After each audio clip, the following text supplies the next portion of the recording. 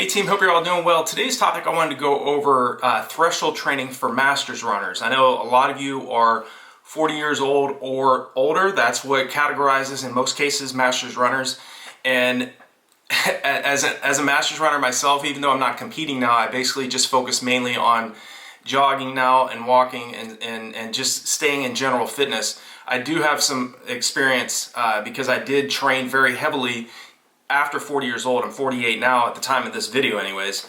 And threshold training, the older you get, I mean, obviously it's still just as important as if you were in your 20s because you're training at your anaerobic threshold. You're running around 88 to 92% of your maximum heart rate. So again, regardless of what particular distance you're aiming for, whether if you're training for a 1500 meter on the track or you're trying to train for a 10K on the roads or running a marathon for the first time, threshold training is vital because it helps us to improve the body's lactate tolerance, your ability to clear lactic acid efficiently and economically, and you're able to sustain your race pace for longer periods of time than your competition. Because if you're just running the majority of your weekly volume in kilometers or miles too easily, yes, you're going to be very strong endurance-wise, but you have to build your stamina. You have to build your ability to run and be uncomfortable for longer periods of time over an extended period of time. If you're training for longer distances,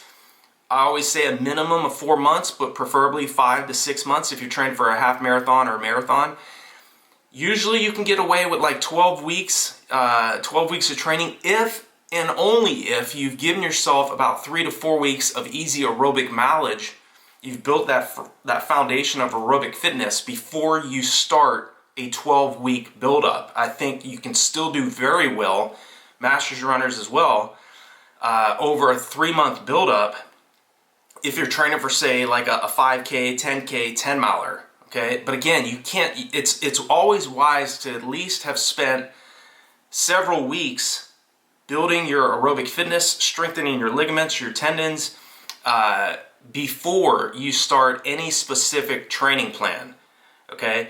But I think that with masters runners, the older we get, especially if you're over 40, and there's some phenomenal runners out there, people here that watch my videos that have left comments, runners that are even over 50 breaking the sub 3-hour marathon, which if you've watched enough of my videos, you'll already know that I think anything under 3 hours, in my opinion, is an elite time. Basically because so few runners around the world run 2:59, 59 or faster, at least over the marathon distance. Okay, you could be a masters runner training for the mile right now. Maybe you're trying to break 6 minutes for the mile, or trying to break 5 minutes for the mile.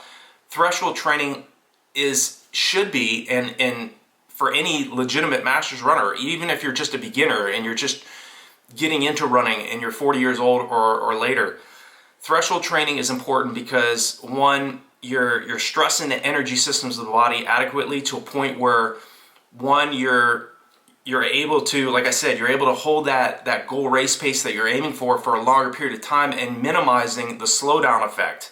Okay, if you don't train at your threshold level, if you're not training at your anaerobic threshold, consistently once per week over a long enough period of time, it's just going to be hard competing against anybody that is doing that, on top of doing their speed sessions. Okay, the runners that are running at very high levels, and that may or may not be your goal. Maybe it's just you want to start and finish a 10K, or maybe you're trying to run a Boston Marathon qualifying time, or maybe you have aspirations of qualifying for the Olympic trials.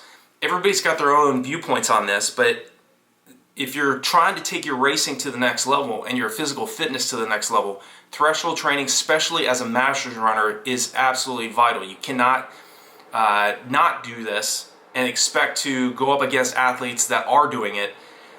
So most important advice I can give you, especially as a masters runner, is remember, it may take you a little bit more time to adapt to the stresses you're placing on yourself.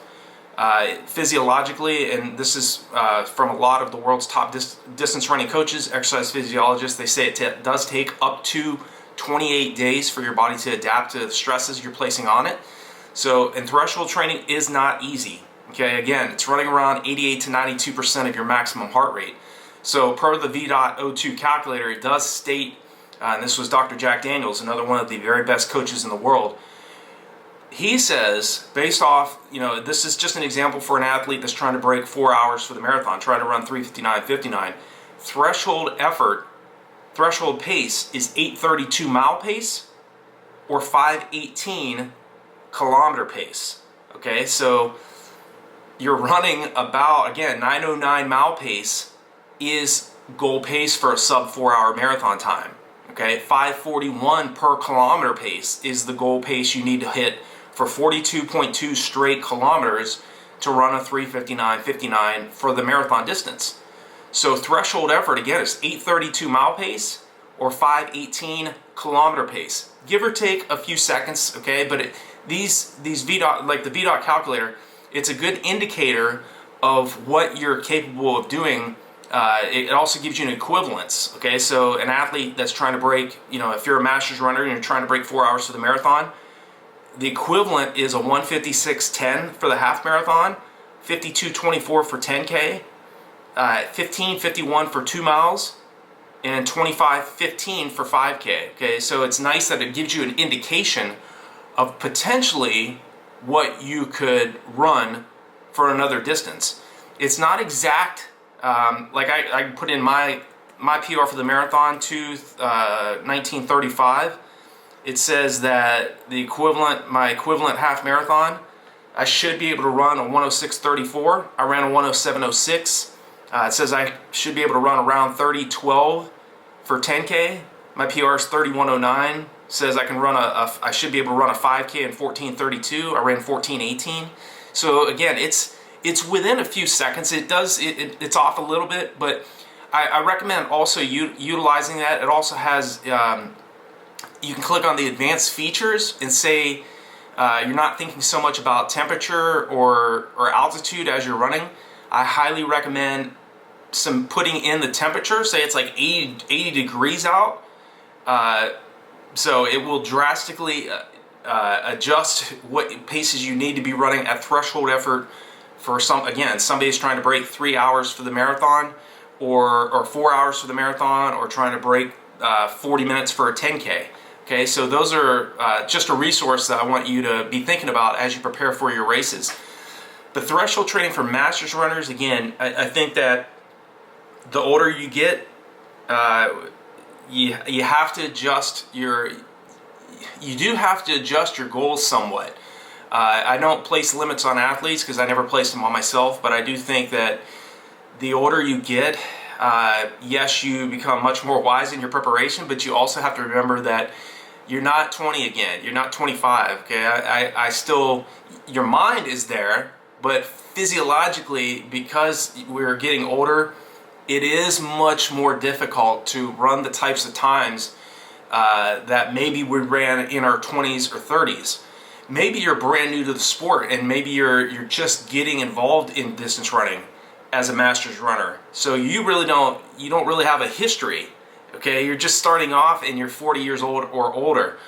So kudos to you. But again, I think athletes such as yourself, if you're just getting involved in the sport, you have a huge advantage a lot of times, because if you've been competing for several years and you have a specific time that maybe you ran in your 20s or 30s, you're always going to be pushing toward, man, I got to run faster than that time as a masters runner. Even though it is a solid goal to have that, because it's a huge motivation to say, hey, I want to run, say my PR's 45 minutes for the 10K, and I ran that time when I was 34 years old. Now I'm 46 years old, and I'm trying to run faster than that. It's a motivation to have that type of goal to run faster when you're older, even faster than when you were much younger. Okay, but I do think that you also have to be realistic sometimes and just adjust your training somewhat. If your pace per mile or pace per kilometer was a specific intensity when you were in your 20s or 30s, you have to adjust that somewhat when you're older. Okay, threshold training though, again, the most important thing about threshold training, in my opinion, is the fact that it helps us not only to build the stamina that we need, the stamina and the strength that we need in these shorter and longer races, but it also helps us to slow down less than our competition. Okay, you're improving your body's lactate tolerance, your ability to clear lactic acid more effectively and faster than it's building up. Okay, if you're just running easy, most of us can run for several minutes to several hours easily because we're producing such a small amount of lactic acid that we can effectively clear that faster than it's building up. But the faster we run, the more inflammation that's built up, the higher amount of lactic acid that's built up as we're running. And so the faster we run, the more oxygen that's required. And so we have to sometimes stop if we're doing VO2 max workouts, especially, which is even more intense than threshold training. You know, threshold, you're running around 88 to 92% of your max heart rate. VO2 max running, you're running around 95 to 100% of max heart rate. So again, we can run for longer periods of time at our threshold training intensity versus VO2 max. But if you're combining both of these together and also focusing on proper recovery, jogging on recovery days, get beyond what pace per mile or pace per kilometer you're running during your easy days, especially as a masters runner, especially the older you get. Not to minimize, even if you're younger, jog on easy days. Give yourself 48 hours, anywhere from 24 hours up to 72 hours of recovery between each one of your hard, intense workouts. If you do this, you're going to continue to improve because, again, you're not only training at a higher intensity throughout the week, but you're also taking that same discipline that you have to prepare on the track or on the roads, and you're also implementing that on your easy recovery days. I'm slowing down. If I did a track workout on a Monday and I go out and run with a group that didn't do a track workout on Monday with me and they're taking off, I'm not going to try to take off with them and run faster than I need to because I already did my anaerobic threshold run on Monday. They didn't. They're taking off. I have to have that discipline to slow down and check my ego. And again, as a masters runner, it's hard sometimes because you're already motivated and driven. And it's hard to slow down sometimes. But if you do this, okay, I've trained with Olympians, I've trained with athletes that made world championships teams, broke the sub 4-minute mile. I've trained with athletes that broke 8:10 for 2 miles, okay? These athletes, as competitive as they are and were, they jogged. I mean, I run 8 to 9 minute mile pace with these athletes that could go out and run under a 4-minute mile. They know when to run fast and they know when to run slow, okay? So threshold training for masters runners, that's my advice. You know, focus on a gradual in duration buildup in your threshold training. Work on running 2 to 3 miles at tempo training effort. If you're training for, say, a 10K or a 10 miler, then build the duration out, okay? Remind yourself a longer build-up's better. I'm not rushing my fitness. And threshold training, I can extend the amount of time I'm spending at that particular intensity, but I have to give myself time to adapt to each specific intensity and each specific duration. Work on 3 miles first or 5 kilometers, then work your way up to 10 kilometers or 6.2 miles. Then if you're training for these longer races, get yourself out to around 10 miles or 16 kilometers. The further you can spend, the longer you can spend at your anaerobic threshold, the stronger you're going to be, but it does take time, okay? So I hope this video on threshold training for masters runner has been helpful for all of you that are 40 years or older. If you have any other questions or concerns, feel free to leave me a comment below. I'll definitely respond to you, and check out the resources below my videos or on RunDreamAchieve.com. I'm certain that they will help you to set a new personal best, help you to meet and surpass your physical fitness and racing goals. And to all of you that watch my videos, thank you so much for your support. You all make this channel. So thanks so much for my subscribers that have been watching my channel since 2019 when I started up to now, or if you're brand new to the channel. I really appreciate all of your support. So thanks so much, and I'll talk to you all in the next video.